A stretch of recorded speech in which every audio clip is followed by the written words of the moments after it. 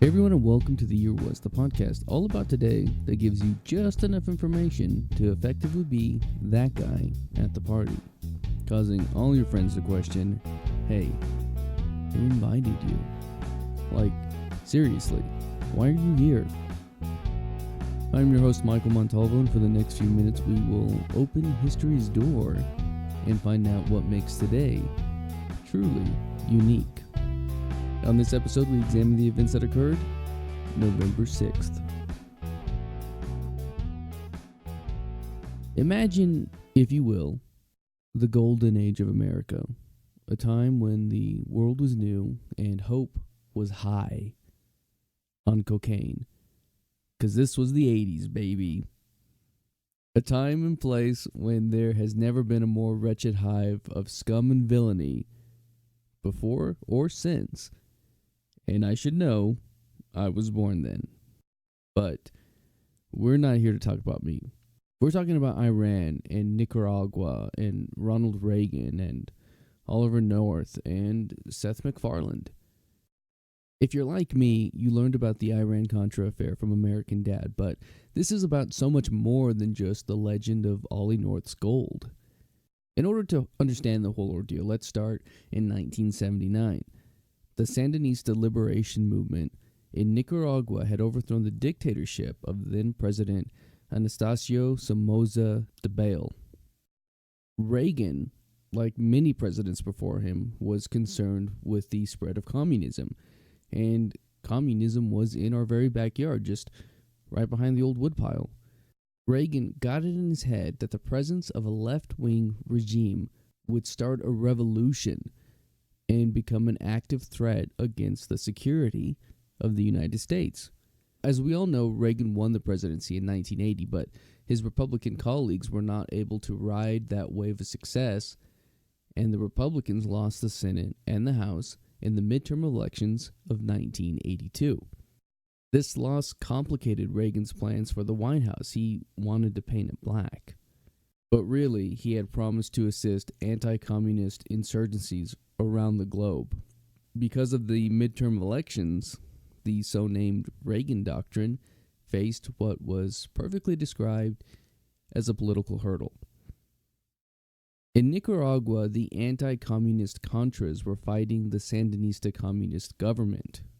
Reagan's efforts to end communists were worldwide, but the Contras' cause was very dear to him as he viewed them as the moral equivalent of our founding fathers. With the Reagan Doctrine, the CIA trained and assisted anti-communist groups worldwide, and in this particular instance, assisting meant that the U.S. was supplying financial support to the Contras. Okay, so here we go. After the Democrats lost Congress, they passed the Boland Amendment, which was specifically aimed at Nicaragua and restricted the activities of the CIA and the Department of Defense. This proved troublesome and made the task of supporting the anti-communist fighters much more difficult. It was further rendered almost impossible to provide support with the modified and strengthened Boland Amendment in 1984. This would not stop the man who starred in Bedtime for Bonzo, and he told National Security Advisor Robert McFarlane, "I want you to do whatever you have to do to help these people keep body and soul." And so we arrive to 1985.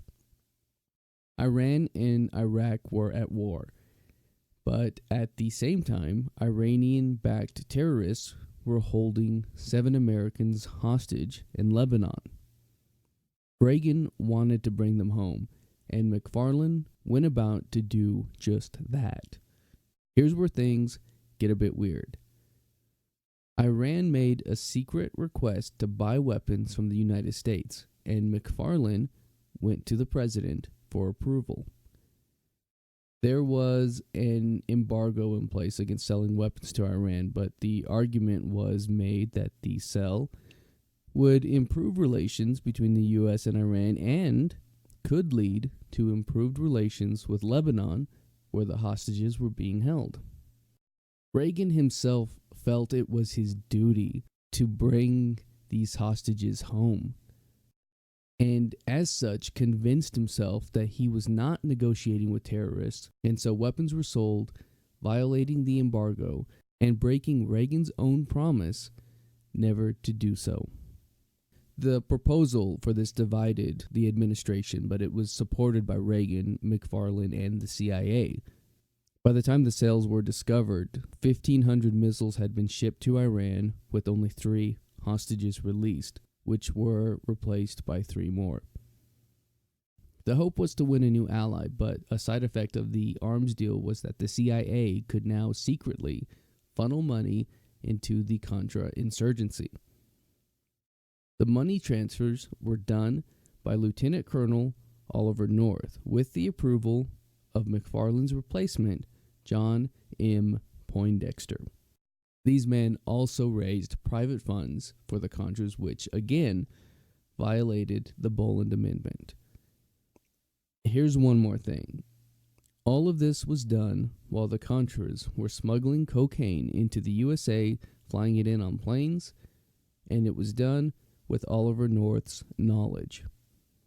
The year was 1986, and on this day, November 6th, American newspapers revealed that the U.S. President Ronald Reagan had authorized the shipment of arms to Iran as part of the Iran-Contra Affair to release American hostages. A Lebanese newspaper also printed an expose on the activities, and Reagan had to go on TV and deny any such operation occurred. And then he went on TV a week later to retract that statement, claiming that it was not done as an arms for hostage deal. He defended their actions, but put into question his honesty. While doing a probe into the deal, Attorney General Edwin Meese discovered that of the $30 million the Iranians had paid, $18 million was unaccounted for.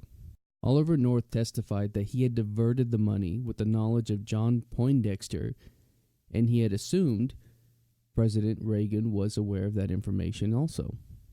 The press hounded Reagan, asking if he knew, and if he did not know, how could that happen in his administration without his knowledge? Speculation arose that Reagan and Vice President Bush were involved, and independent counsel Lawrence Walsh investigated the whole ordeal for the next 8 years.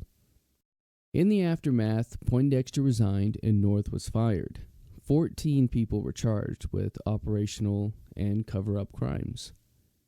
Reagan was never charged.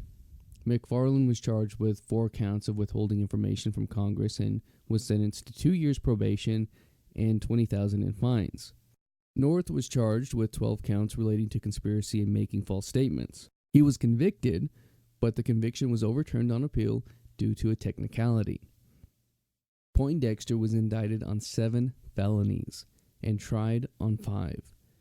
He was found guilty on 4, sentenced to 2 years in prison, but his convictions were vacated. Of all of those charged, only 5 were found guilty, and of those 5, only 1 served prison time. As American Dad stated in their song in the episode Stanny Slickers 2, The Legend of Ollie's Gold, what these men did was technically high treason. Reagan would acknowledge that the selling of arms was a mistake, but the whole affair did little to tarnish his legacy, and this period of history has been left for cartoons to teach whoever watches. And that's going to do it for us today. If you like this podcast and want to hear more, give us a rate and a review. That helps me out, lets me steer this in the right direction, which is hopefully good for all. If you're watching this on YouTube, you can find the audio version on your podcast app of choice. Links in the description. You can find me on social media and on YouTube at the Apple Cider Club. And as always, I want to thank the Tim Kreitz Band for our musical theme and to thank you for listening. We'll see you next time.